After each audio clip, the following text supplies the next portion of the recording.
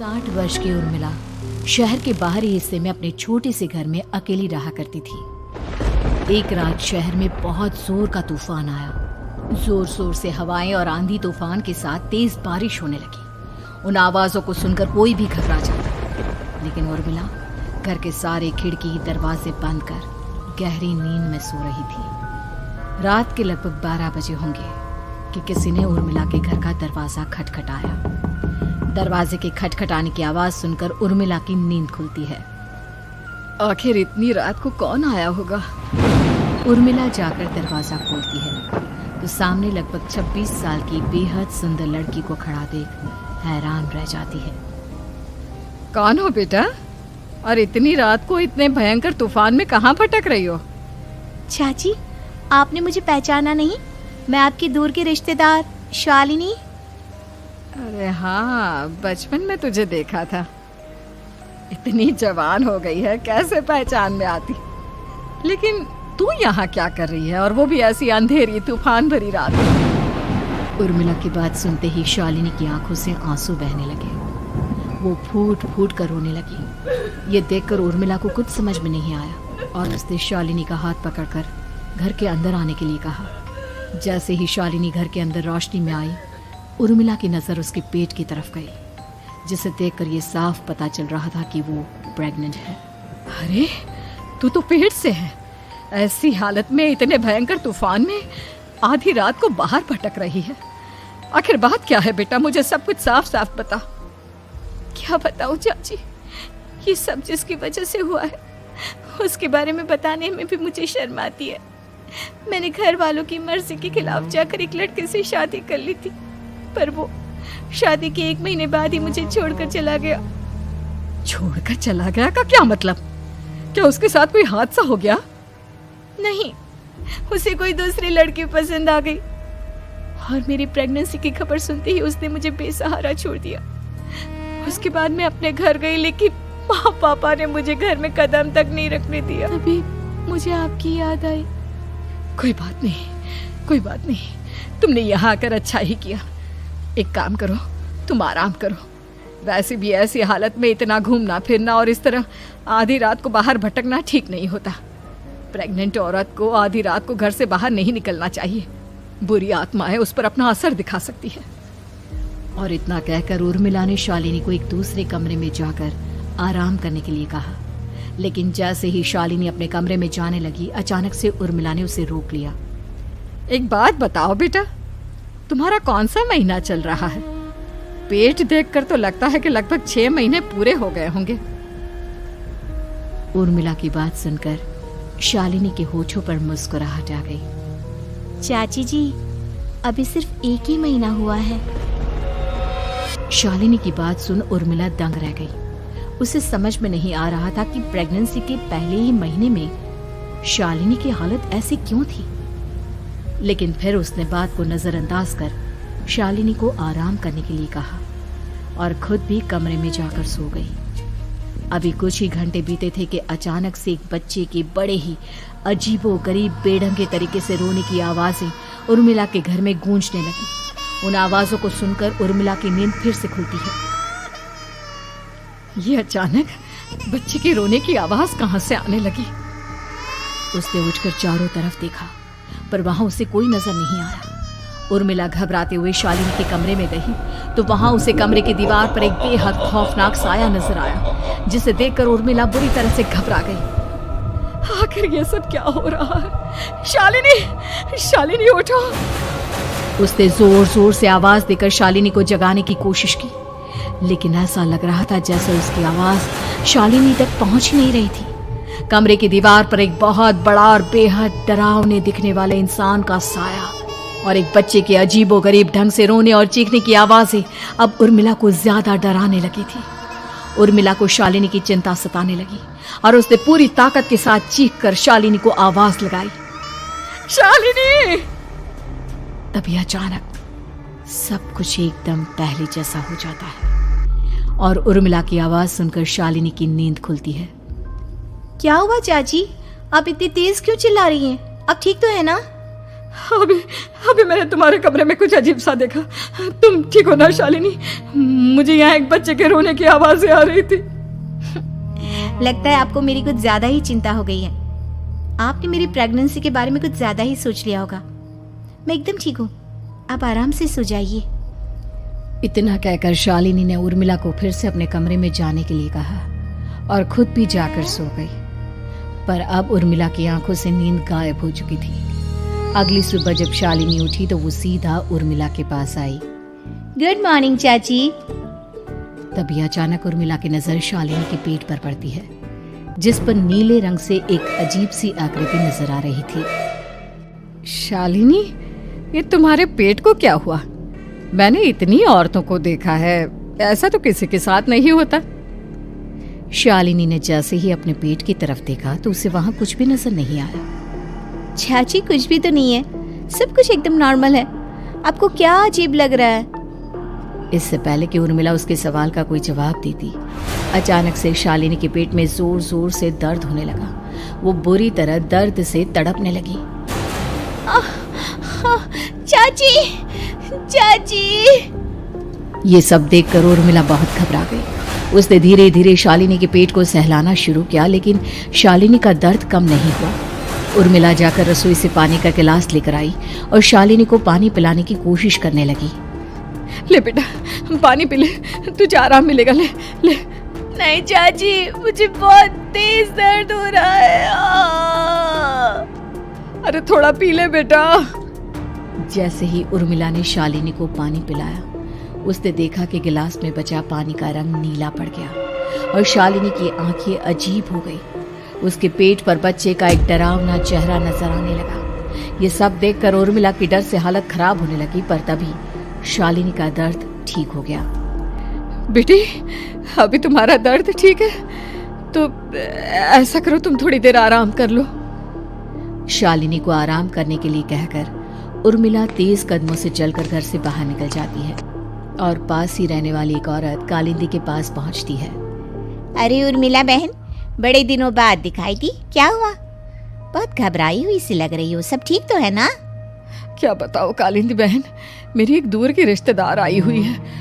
वो पेट से है और उसके साथ ना अजीब अजीब चीजें हो रही है। अब उर्मिला सारी बात कालिंदी को बताती है, जिसे सुनने के बाद काले जादू और तंत्र विद्या की माहिर कालिंदी एक ताबीज बनाकर उसे देती है। बहन, मुझे शालिनी पर किसी बुरी आत्मा का साया लगता है। ये ताबीज ले जाओ, आज रात को 12 बजे उसे पहना देना, फिर सब ठीक हो जाएगा। उर्मिला ताबीज लेकर घर वापस आती है और अब आधी रात के होने का इंतजार करने लगती है। जैसे ही आधी रात होती है, वो नींद में सोई शालिनी को ताबीज पहना शांति से अपने कमरे में आकर अपने पलंग पर लेट जाती है। अब सब ठीक हो जाएगा, ये सोचकर उर्मिला शांति की एक सांस ही लेती है कि तभी अचानक उसकी आंखों के सामने कुछ ऐसा आता है जिसे देखकर उर्मिला डर से चीखने लगती है। तुम कौन हो? कौन हो तुम? जाओ यहाँ से, जाओ जाओ यहाँ से। तभी उर्मिला की एक जोरदार दर्द भरी डरावनी चीख वहां पर गूंज गई। उर्मिला की आंखों के सामने एक बच्चा खड़ा हुआ था, जिसका पूरा शरीर किसी बूढ़े की तरह नजर आता था, लेकिन मुंह किसी नवजात बच्चे की तरह था। उसकी आंखें गुस्से से लाल थी और वो घूर घूर कर उर्मिला की तरफ देखा जा रहा था। कौन हो तुम? कौन हो? उर्मिला के चीखते ही वो बच्चा जोर जोर से रोने लगा। घबराकर उर्मिला ने अपने हाथों को अपने कानों पर रख लिया। उसकी समझ में नहीं आ रहा है कि आखिर ये सब उसके साथ क्या हो रहा है। कौन हो तुम? कौन हो? क्या चाहते हो मुझसे? जाओ जाओ यहाँ से, आखिर तुम हो कौन? तभी अचानक से उर्मिला के पूरे घर में लाल रंग की रोशनी फैल गई। वो बच्चा धीरे धीरे कदमों से चलता हुआ उर्मिला की तरफ बढ़ने लगा। किसी नवजात पैदा हुए बच्चे के जैसे उसके रोने की आवाज अब उर्मिला के कानों में गूंज रही थी। लेकिन कुछ ही सेकंड में वो चुप हो गया और उसने बेहद खतरनाक आवाज में उर्मिला के सवाल का जवाब दिया।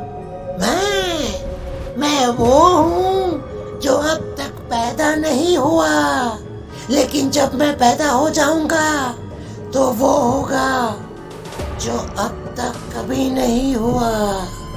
क्या कहना चाहते हो तुम? ऐसा क्या हुआ जो अब तक नहीं हुआ? तबाही होगी, तबाही। सब कुछ खत्म हो जाएगा और ये जो लड़की मुझे जन्म देने वाली है, मैं उसका खून पी जाऊंगा, सारा खून। उस बच्चे की बात सुनते ही उर्मिला बुरी तरह घबरा गई। उसका एक बुजुर्ग आदमी जैसा शरीर, एक नवजात बच्चे जैसा चेहरा, ये दोनों ही बातें उर्मिला की समझ से बाहर थी। तभी वो बच्चा अचानक गायब हो गया। घर का माहौल फिर से पहले जैसा हो गया। लाल रंग की रोशनी भी अब गायब हो चुकी थी। उर्मिला दौड़कर शालिनी के कमरे में पहुंची, जहां वो गहरी नींद में सोई हुई थी, पर उसके गले का ताबीज गायब हो चुका था।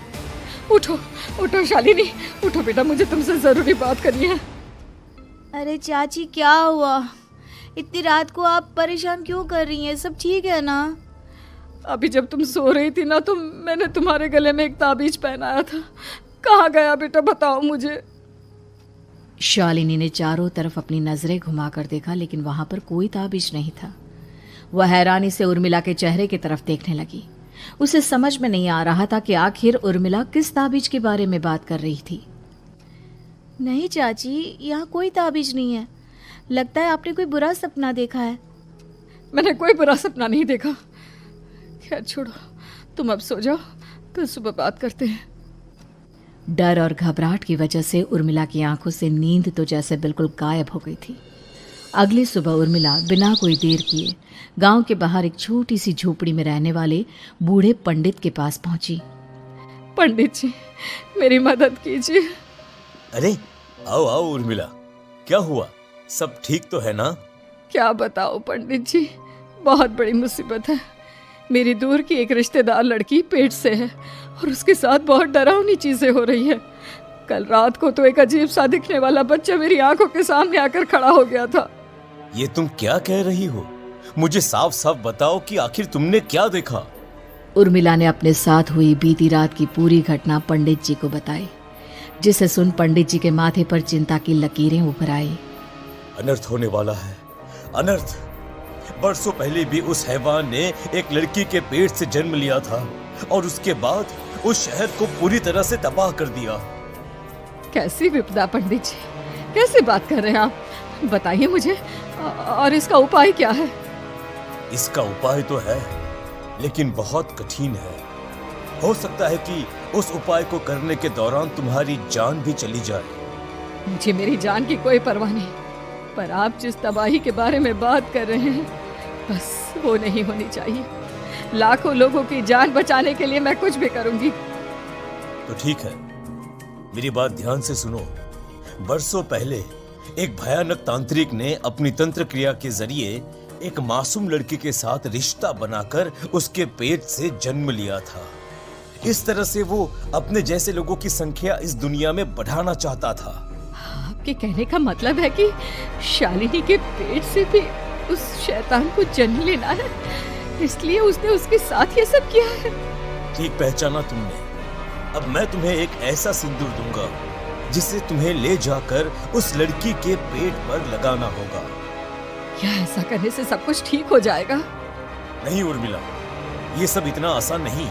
उस लड़की के पेट पर सिंदूर लगाने के बाद तुम्हें उसका पेट काटकर उस हैवान को बाहर निकालना होगा।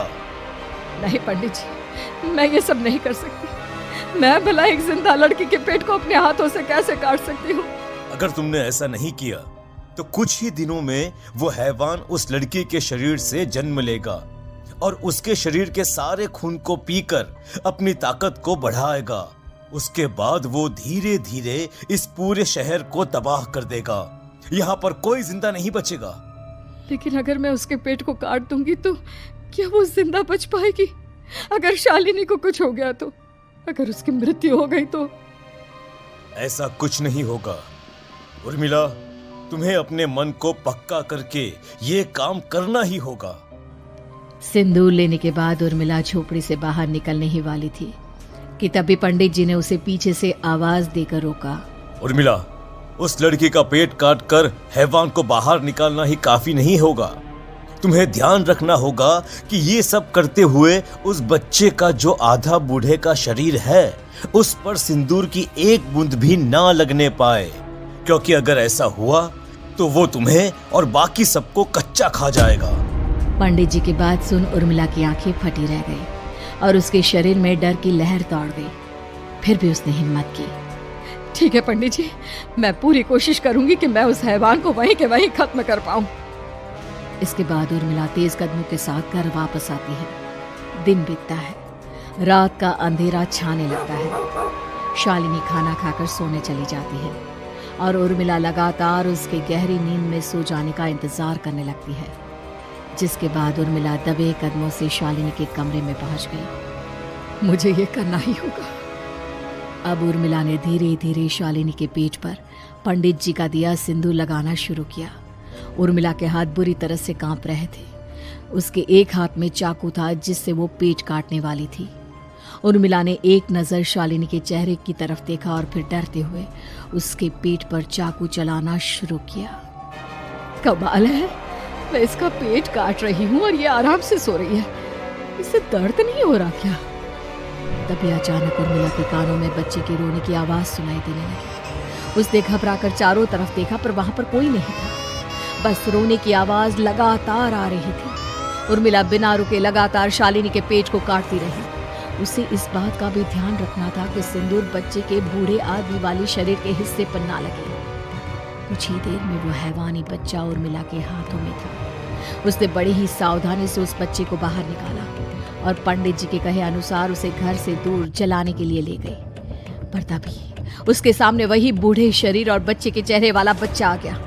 अपनी गोद में और सामने भी बच्चे को देखकर उर्मिला हैरान रह गई।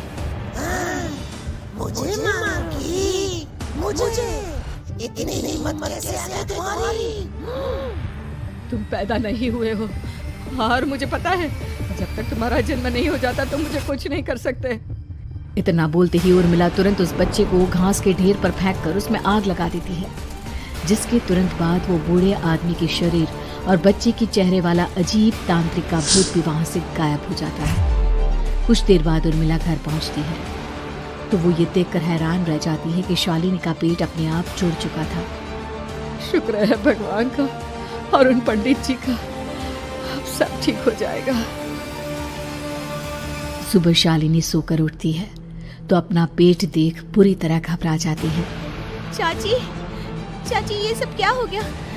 मेरा पेट अचानक कम कैसे हो गया? मेरा बच्चा कहाँ गया चाची?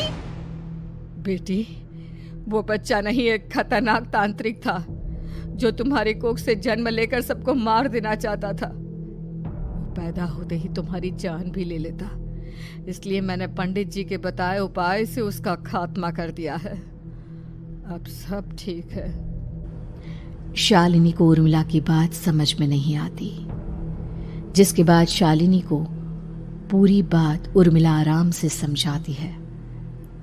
अब वो दोनों ही भगवान का शुक्र अदा करती हैं और एक साथ रहने लगती हैं।